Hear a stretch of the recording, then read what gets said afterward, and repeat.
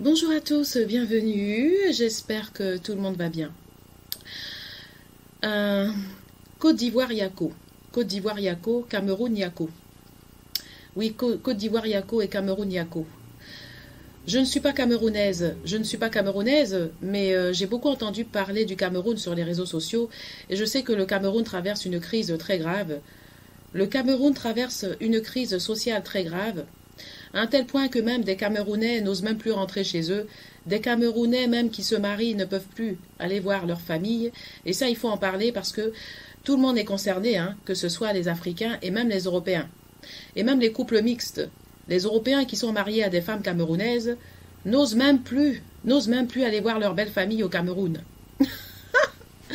C'est-à-dire que si tu as un blanc, pardon, si tu as un blanc que tu es marié à une femme camerounaise, tu n'oses même plus aller au Cameroun voir ta belle famille parce que tu te demandes si tu vas revenir.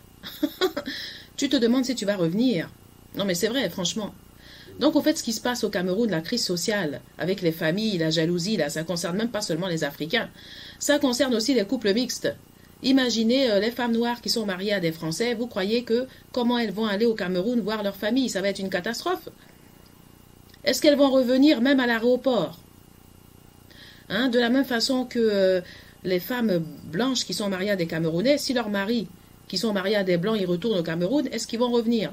À l'heure même où les couples noirs même se font tuer là-bas, hein, que ça soit au Cameroun ou même en Côte d'Ivoire, à l'heure même où les couples qui sont même pas mixtes, les couples qui sont déjà mariés entre noirs ne peuvent même pas aller dans leur famille, imaginez un peu pour les couples mixtes ce que ça peut être. Mais oui, non mais franchement, à l'heure même où la famille, à l'heure même où la propre famille de mon père, en Côte d'Ivoire, tout ça parce que j'ai fait une chaîne YouTube, vous savez, depuis un moment je suis sur les réseaux sociaux, ce qui est normal, vous savez, chacun a sa place, chaque être humain a le droit de faire de sa vie ce qu'il veut. Si tu as envie de venir sur YouTube, si tu as envie de faire une chaîne, tu as des choses à partager, tu as le droit. La plateforme YouTube, c'est pour tout le monde. Donc ces gens-là, ils ne foutent rien. Ils sont même pas capables de faire une vidéo. Non, de faire une vidéo. Ou quand ils font des vidéos, c'est pour du n'importe quoi. Et là, ils sont les premiers à téléphoner en Europe, savoir si vous êtes vivant, si vous n'êtes pas mort, soi-disant parce que eux, c'est des tout-puissants. Ils ont le pouvoir de vous faire mourir dans les 24 heures. C'est-à-dire que si tu quittes pas YouTube dans 24 heures, tu vas crever. Parce que moi, je suis un grand de grand. Oui, je suis un grand magicien ou une grande magicienne. Si tu quittes pas YouTube, là, dans l'heure qui suit, là, ton cœur va lâcher. Donc récemment, même la famille de mon père, hein, je ne peux même pas retourner dans la famille de mon père. Non, mais c'est pour que vous voyez un peu la gravité de la situation en Afrique. Et ça touche les couples mixtes, ça ne touche même pas seulement que les couples africains. Parce que là, vous avez entendu des couples africains qui ont été tués au Cameroun, également des couples africains qui sont également tués en Côte d'Ivoire, mais ça ne concerne même pas que les Africains. Les couples mixtes sont concernés également. Moi, je suis issue d'un couple mixte. Et heureusement que j'ai une famille, heureusement que j'ai quand même une famille en France, parce que je ne peux même pas retourner dans ma famille en Côte d'Ivoire, c'est juste hallucinant. Voir ça en 2000, on est en 2022, on n'est même pas en 1985 ni en 1988. Quand tu vois que tu peux même pas retourner dans ta famille en Afrique, mais c'est juste hallucinant. C'est une véritable catastrophe. Où allons-nous? C'est une véritable catastrophe. Et quand ta famille téléphone pour te dire que tu vas crever dans les 24 heures parce que soi-disant que tu as une chaîne YouTube, il faut que tu quittes ta chaîne YouTube. Quand tu as ta famille qui téléphone à ta maman et qui demande à ta maman si tu es vivant, si tu es bien vivant, si tu respires, et soi-disant que dans les 24 heures, ton cœur va s'arrêter parce que tu as fait une chaîne YouTube.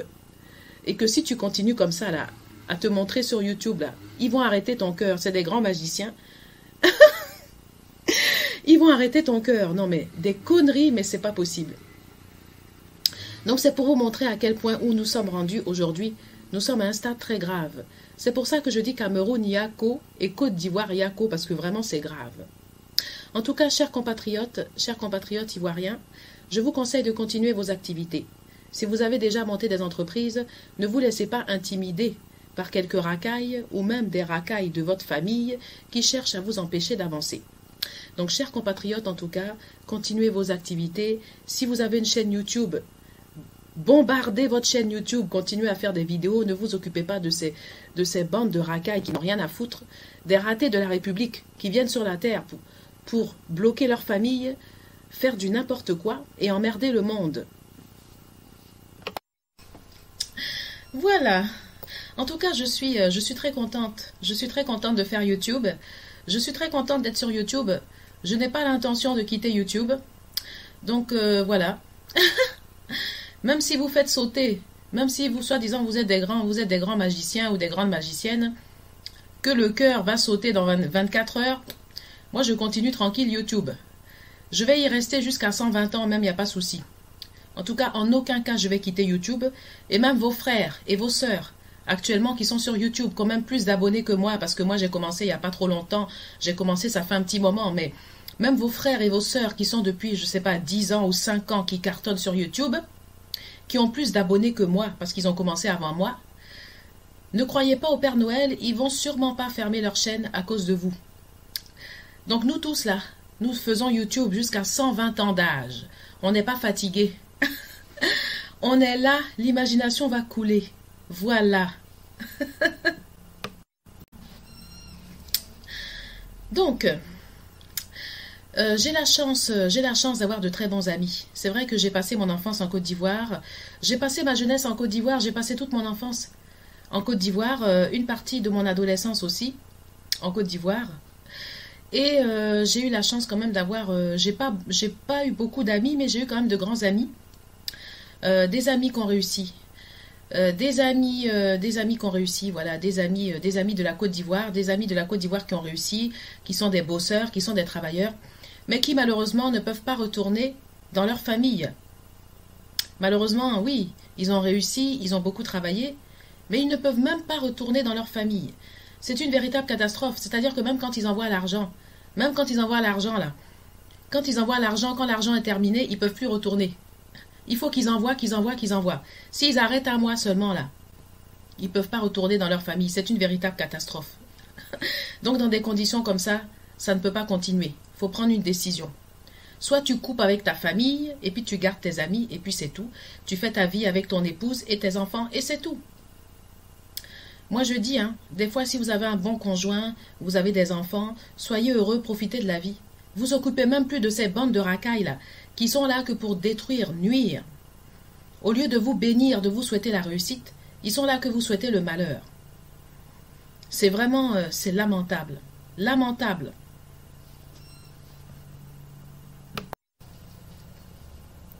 Alors des fois, on va dire que c'est une question de pauvreté. On va dire que ouais, ils sont jaloux parce qu'ils sont pauvres, mais c'est pas tout le temps la réalité du terrain. C'est pas tout le temps la réalité du terrain. Parce que vous savez, il y a certaines familles en Côte d'Ivoire qui ne sont pas pauvres. Certaines familles qui sont même des fonctionnaires, qui ont des assurances, qui ne sont pas dans la précarité, qui ne sont pas dans la misère, qui ont toujours eu du travail et qui trouvent le moyen de vous jalouser. Même des gens qui n'ont même pas payé de loyer, des gens qui ont été logés gratuitement. Oui, des gens qui ont été logés gratuitement, qui ont eu plein d'avantages, qui n'ont jamais payé un seul loyer. Quand toi-même, tes parents payaient des loyers en Côte d'Ivoire, moi quand j'étais en Côte d'Ivoire, mes parents ont toujours payé les loyers. Parce que quand on est rentré en Côte d'Ivoire, mon père a laissé ses logements. Il a laissé ses logements à sa famille. Donc, ces petits voyous, ils ont bien profité des logements de mon père. Oui, ils ont bien profité des logements de mon père. Ils n'ont jamais payé de loyer. Oui, ils n'ont jamais payé de loyer pendant que nous, on payait des loyers. Pendant que ma mère payait le loyer, eux, ils n'ont jamais payé de loyer. Ils ont eu des grands avantages. Ils sont rentrés dans des postes, ils n'avaient même pas le brevet. Ils n'avaient même pas le brevet, même pas le BEPC, là, ce qu'on appelle le BEPC. Ils ont occupé des grands postes. Ils sont rentrés sans le BEPC dans des grandes écoles. Moi, je dis la vérité, Ils sont rentrés sans le BEPC dans des grandes écoles. À l'heure où toi, tu sues pour avoir ton bac, tu es obligé même d'aller faire un bac plus 2. pour décrocher quelque chose. Eux, ils rentrent, ils n'ont même pas BEPC. Ils n'ont même pas BEPC, ils rentrent dans des grandes écoles. Et ils viennent emmerder le monde, ils trouvent le moyen de te jalouser. Quand toi, tu sues à la sueur de ton front pour passer un bac, pour pouvoir travailler, eux, ils n'ont même pas besoin de bac pour travailler, même pas BEPC, et ils viennent faire chier le monde. Et ils sont jaloux de toi gratuitement. Et eux, ils ont été logés pendant des années gratuitement. Pas de loyer à payer pendant que ta mère finance tout. Ta mère paye tout. Hein? Ils rentrent dans des grandes écoles sans BEPC. Ah oui, sans BEPC. Sans BEPC, ils occupent des hautes fonctions. Ils rentrent dans des grandes écoles et ils viennent pleurer. Jalouser, pourquoi? Excusez-moi, mais moi j'appelle ça de la racaille. J'appelle ça de la racaille, c'est même pas des gens qui meurent de faim. La plupart du temps, bon, on dit que c'est parce que c'est la jalousie, parce qu'ils sont pauvres, mais ça dépend. Dans tout cela, là, c'est pas tous qui sont pauvres. Donc, dans ces conditions, moi j'appelle ça la racaille quand tu as tout ce qu'il faut et que tu jalouses les autres.